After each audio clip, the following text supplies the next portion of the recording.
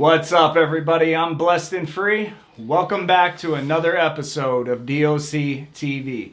So, man, you guys already know if you've been tuned into the channel, I like to bring people on for interviews. In this interview especially, his dad was actually a sheriff in the county that we're from, and he went to JIT camp. So we're going to get into this story right now. Why don't you tell these people what your name is, man, and where you're from? So my name is Kenny Jones. I'm 30 years old, born and raised in Tampa, Florida. My family's Hispanic. My mom's side is Hispanic. My dad's side is Greek. Okay. But yeah. Obviously, you come from a good family, right? Yeah. Just to give you a little background, my grandfather was chief of nuclear medicine for the VA hospital over on Fletcher. My aunt was VP of ConAgra Foods. My dad was a lieutenant in the sheriff's office for Hillsborough County. Now he's a sheriff in Seminole County. So I come from a pretty prestigious family. They call me the black sheep. I've fucked up a lot, and we'll get into that. So, all right, man. So that's crazy. So obviously you come from some money and you had a good life. What do you feel like was the reason in your life that you chose to go down a different path?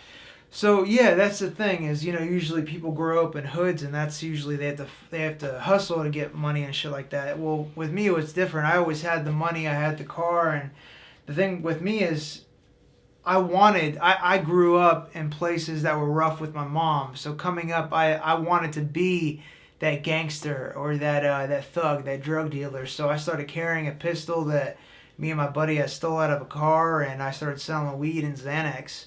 And but don't get it twisted. I never was a gangster. I've met real motherfuckers in prison that would put me 6 feet under for even saying that shit.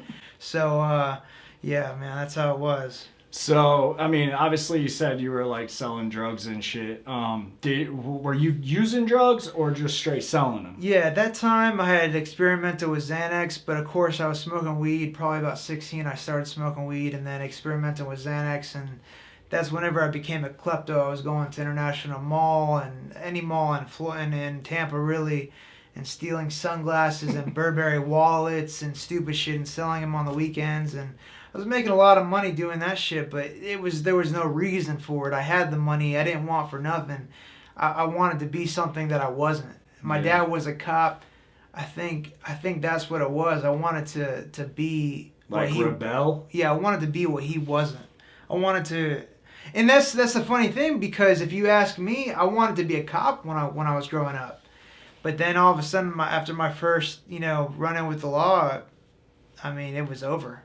If anybody's watching this, they know that, when you take Xanax, that's exactly what happens. Like, you're going to steal some shit. You're going to wake up with half your shit missing, not knowing where it is. When do you feel like that it became a problem for you? Right away. My first experience with Xanax and weed and actually being fucked up that I remember was we were in a field behind my elementary school. It was me and a couple of my buddies that we grew up together. We were smoking out of a bong in a 2-door Accord with 5 people, smoking weed out of a bong, taking Xanax, and blasting music at 12:30 at night in the middle of a field behind an elementary school. So the cops came. We didn't even realize the cops were at my door. They knocked on the window. All I remember is opening the door like this, and smoke's pouring out, and the cop starts laughing, and he just arrests all of us. And we were 17, so we went to the juvie detention center and got out like a couple hours later. But that was my first run-in with the law and all that type of shit. So when in your life did you finally catch a charge where you're like, damn, like I'm looking at some DOC time? When I was 18, 2 weeks after I turned 18. Damn, you couldn't wait to become an adult, huh? Yeah, I fucked up a lot, man, and it was because my father, instead of being a father, he was a best friend, and Gotcha. He wasn't a cop to me. He was my friend, and when I was 17 years old, I showed my father the pistol that I had stole, but I told him that I bought it from a store, and I don't know how I got around that, especially with him being a cop. But I don't think he believed me, but he didn't say anything, and that's where he fucked up, but I mean, you know what I mean? He's the parent. He should have been like, Kenneth, fucking get that gun out of here before I arrest your ass, or he should have arrested me, honestly, or some shit. Did you think when you were doing all that shit, like in the back of your head, like, man, my dad's a cop, I'm straight. If I ever get fucked up, like, he's gonna have my back? See, there was a point where I thought like that until I got arrested, and they called my dad. And the cop knew my dad, and he goes, Officer Jones, or Deputy Jones, what do you want to do with your son? And my dad goes, if it was up to me, I'd arrest him and book him. But it's not up to me. It's up to you, so you do whatever you want. But I think you should book him. He said that every time. So when you heard that, like, what was going through your head? Like, fuck I already knew it. I kind of, the first time, I didn't think he was going to be like that. But after I heard him, I knew it. That's just how he was. He was tough love. But that's where he fucked up, because to have tough love, you gotta be a father in the first place. So, you know. So what charge was that you said you got at 18? Okay, well, there's a bunch before that I got off, probably because of my father, but anyways, we'll talk about that in another story. So 2 weeks after I turned 18, I was selling a lot of Xanax, like probably 500 a week. And I was selling maybe only an ounce of weed a week, maybe a half ounce. But it became a point where I didn't remember the weeks. So long story short, my buddy had some problems with some other dude. The other dude had called him and told him to meet him at his house. At the dude that we had problems with, he wanted us to go to his house. For some reason, the guy was an idiot. He was throwing a party. He said, hey, come over to my house. We'll fight here. So we rolled out like 4 cars deep. Everyone had guns. Everyone had drugs. Dumbest shit ever. I just turned 18. And I remember where literally them two are fighting in the driveway. Another, two were fighting over here. I'm fighting with this one dude, but he was a pussy, so he ran in the house and grabbed a bat. So my boy's like, yo, go grab your piece. So I went, me being fucked up. So you were barred out at this time? Oh, did 5 bars, 5 2 milligrams Xanax bars. I drank a fifth of Jack Daniels, and we had been smoking weed all night. So you were gone. I only remember things because of what people told me and because of the affidavits that people wrote on me. Right. But anyways, I ran, got my gun, came back, and I remember aiming at the dude with the bat, or he had whatever he had, and I was aiming at his head, and I was thinking, this is going to be a headshot. And this is the dumbass thinking that I'm having, and then for some reason, God or whatever, I aimed to the right, maybe about 2 inches. That I moved my gun, It was enough for about 2 feet, and whenever I fired, it hit the side wall of the house, went through the side wall and it went through the kitchen of the side wall and hit the stove that was in the island in the middle of the. Damn. So nobody got hit. It was a party going on. Nothing blew up.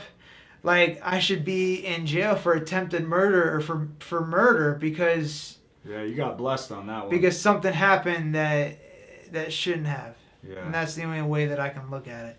So, boom, then they arrest you for that, I'm taking So, anyways, we all booked it, obviously, right after I shot. Everyone's like, you're a fucking idiot, because I'm the only one that shot the gun, even though there was like 4 or 5 people with guns. So, we all booked it. I got away, and I'm thinking that I'm straight. I get a call 3 days later from a sheriff or something saying that, hey, we know who your father is. We know who you are. Just come turn yourself in. It should only take a few hours, and you'll be booked, and then you let go. And I'm thinking, I'm 18 years old. That's what they do when you're a JIT. Yeah. And I'm like, officer, I'm 18. They're gonna find out anyway. It's not like I can fake that I'm 17. So he's like, oh, well then never mind. You should probably call your father or your lawyer. So you knew shit was real at that point. So, yeah, at that point, I had thought that I was going away for life. I had thought my whole life was fucked. I was going to kill myself, honestly. Damn. And right. that night that I found out I was going to be charged with all that, I had my loaded gun. It was a 9mm.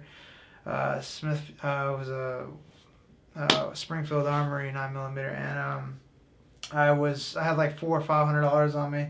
I got in my car and I got on I-75 towards the casino, and I stopped at the bypass canal and I put the gun in my temple, thought about it, And I was like, fuck it. And I emptied the clip into the bypass canal and then threw the clip one way and then threw the gun the other way into the canal and then got back in my car, went to the casino, lost all my money, and went back home and turned myself in the next day.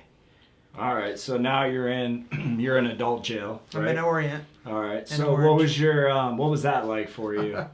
Where you were there to stay, right? This wasn't a walkthrough? Well, so they booked me. I had a bond. Okay. I was booked for shooting into an occupied dwelling, and that was it at the time. And it was a $9,000 bond, so I could have got out, but my family, I guess, didn't want to bond me out right away. So anyways. So they hit you with that tough love type shit. Yeah, it took 3 days and I got bonded out. So, but anyways, so while I'm out on bond, 30 days later, I catch 13 new felonies. 13? 13. 13 new felonies. Man, you weren't even playing, bro. No, that's another thing. It was Xanax again. You think I would have figured out my lesson, but doing 3 days in jail, you don't really learn. So even though those 3 days in jail were rough as fuck for me being my first time and a JIT, 2 weeks after I turned 18. Anyways, got 13 new felonies. I had done a bunch of Xanax. I don't know if you guys know who Wade Boggs is. He's a professional baseball player that's been retired for a long time. He lives in a neighborhood close to my grandparents' house. So I got barred out once again because, hey, it's a fucking great idea. Why not? And I rode my bike through the neighborhood that he lives in and went through cars, and I got maybe about 20 grand worth of shit. Damn, you went car hopping in the Car neighborhood? hopping, yeah. I didn't break into them. I just jiggled the handle, and if they were open, I would, get in. Yeah. I wouldn't break the window or whatever, but, because I'm a great guy. So when did they get you for those new so you're out on bond, 13 new felonies. Yeah, 13 new felonies. What happened the day that you got booked back into jail on all that shit? So the day that I get booked back into jail for all that shit, they try to get me to snitch. They tried to get me to snitch on this dude named Shane Cooey. I hope he watches this because he's a fuckboy. But I didn't roll on him. They wanted some drug dealer that I didn't even know, so they ended up charging me with everything. I got hit with the book. I spent 11 months in county because they revoked my bond. I was in solitary for 30 days because of who my father was. They were like, your dad said that it'd be better if we put you in solitary, and I was like, all right, I'll try it. And then after like a day, I was like, fuck You weren't this. feeling that. No, I hated it. So when you were in there for that 30 days and your dad's telling them, put my son here, like, were you worried when you got out of there? Because, if people find that shit out in jail, some people will just, they'll be like, oh, he's a snitch because his dad's a cop. You know what I'm saying? Yeah. Was I worried about it? Yeah, were you worried about any of that when you were in there? Now that I think back on it, I don't remember being worried about it, but I'm sure I was. But when I got to general population, I was so relieved. To be out of confinement. So I didn't give a fuck. And honestly, it became to where, like I said, I was in there 11 months waiting to get sentenced. And if anybody's been in jail for 11 months in county, that's a long time. Yeah, you're ready to go at that point. And at that point, I knew everybody. Like, we were all gambling and shit. I was friends with everybody. So, like, everybody knew my situation. Right. Everybody knew my dad was a cop. But, like, I guess because they knew I was going to prison that I wasn't snitching. I don't know. I gotcha. So, all right. So, boom, you go to court. You're getting sentenced. What happened?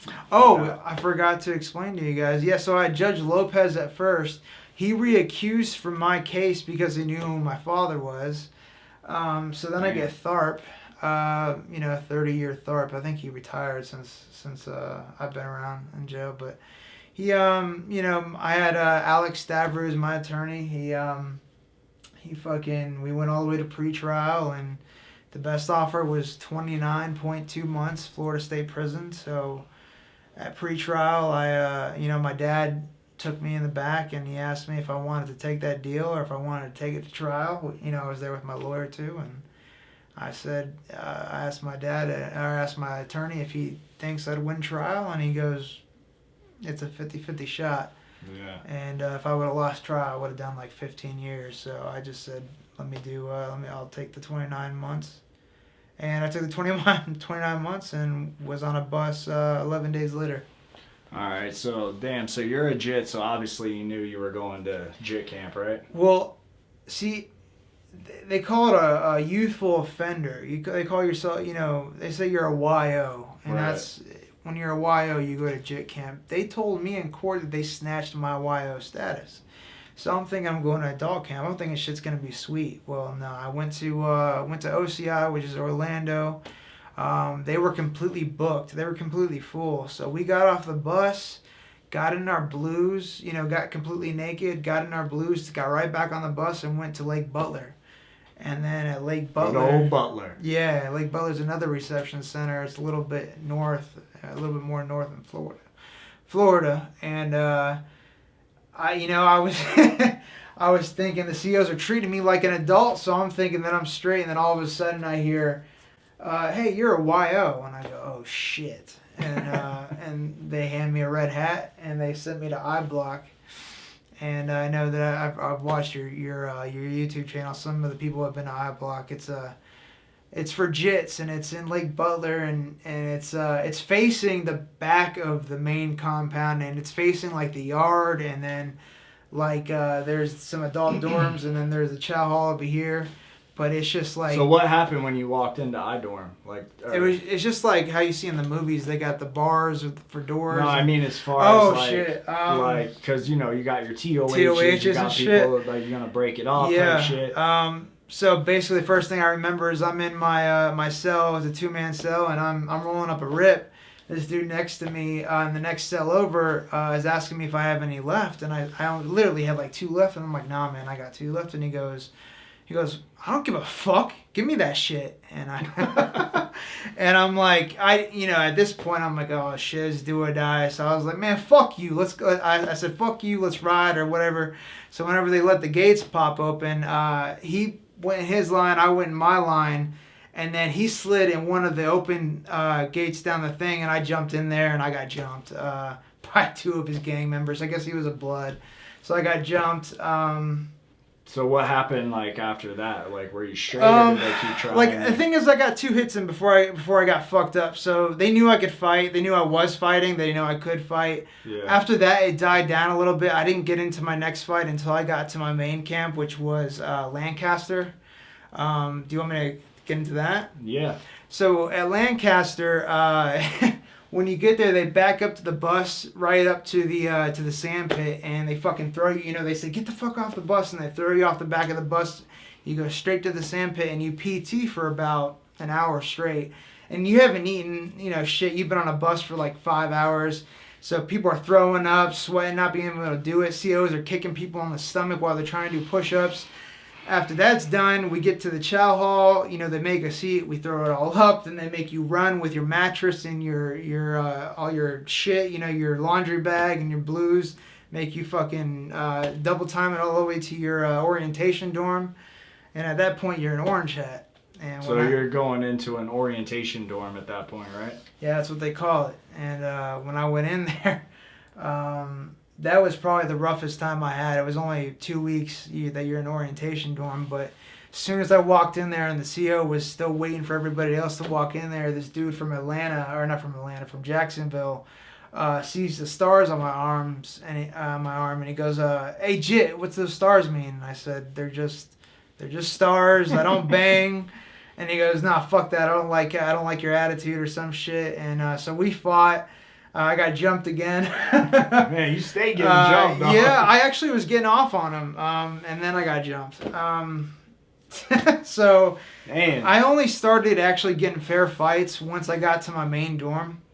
After that, I got in 2 more fights in that dorm, and then they were kind of a little fairer because people knew that I was from Tampa finally, because this has been on my arm since I was in my first pod in jail. I did that. I got a pick and poke when I was in jail.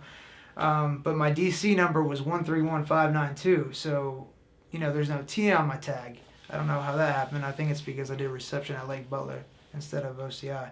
But anyways, I had to prove I was from Tampa. So that took about 3 or 4 fights, and once people knew I was from Tampa, the next couple fights went a lot smoother, and we actually jumped people. It was. So what was it like there, man? Like as far as like, were they trying to get you into a gang? Like were gangs running it? Like what do you remember from all that? So home team for JIT camps is usually what you tend to group up as, where you're from. Yeah. Tampa, Jacksonville, Fort Myers, those are the biggest. I didn't see too many people from Orlando. I guess they went somewhere else.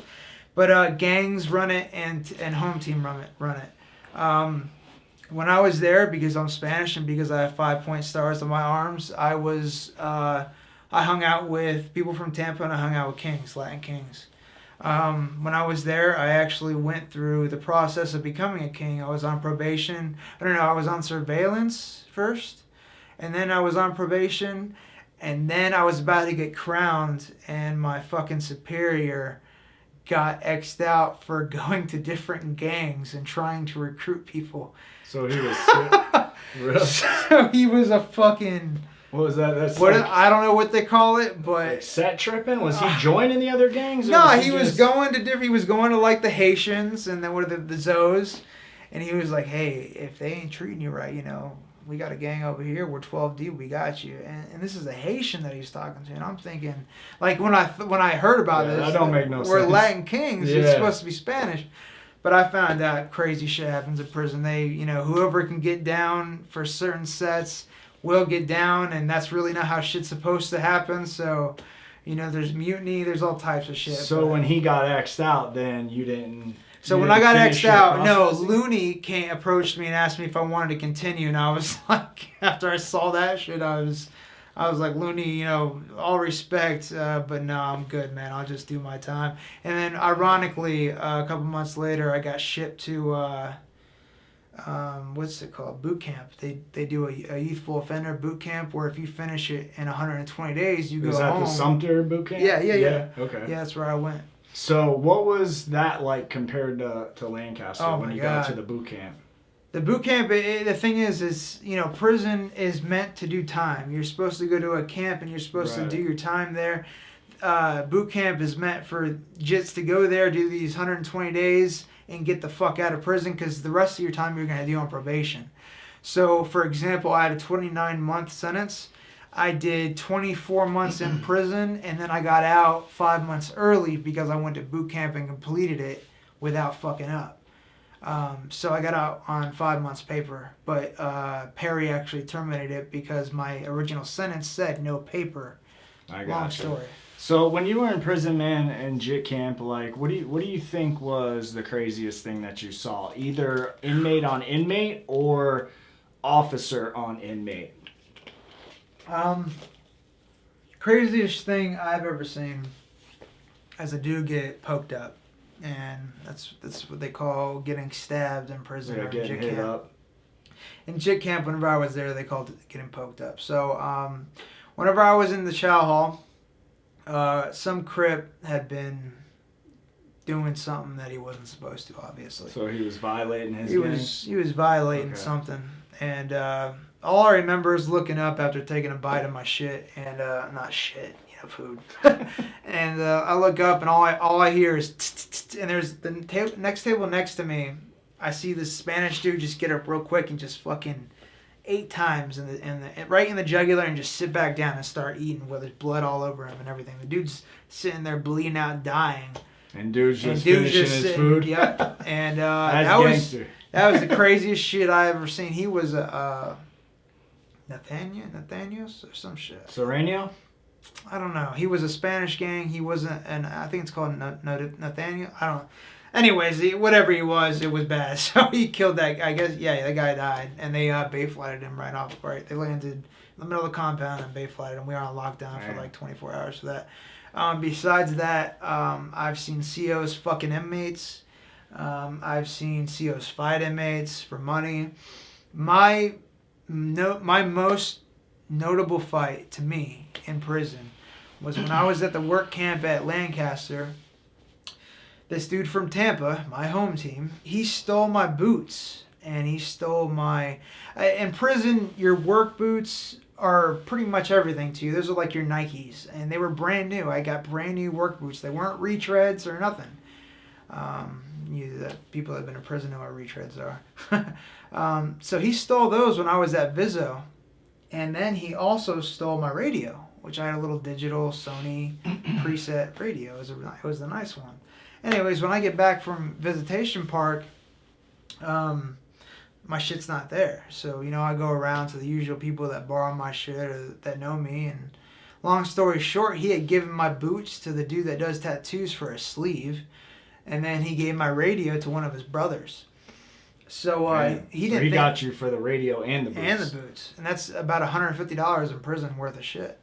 So he was sitting in prison. We had bleachers at the JIT camps in Lancaster. We had bleachers. So he's sitting at the blood bleacher, where all the bloods are at. And he's chilling with his brothers and everything. And I'm pretty cool with the bloods at this point, because of the shit that I've been doing. So I walk up to him, and just like this, I walk up to him and I get down on one knee and I say, "Hey, listen, man, I want to fight you." That's and because this is my first real fight to where I've challenged somebody by myself. Yeah. You know what I mean? And I didn't know how to approach. So I was just like, got down on one knee, and everybody's looking at me like crazily and shit because they don't know what I'm about. I've only been there for a couple months, so I just get down on one knee. I said, "Hey, tighten up. I gotta let's fight." And he goes, "What? You want to fight me? Oh, I'm gonna beat your ass." So he just starts talking shit, and I start walking to the dorm.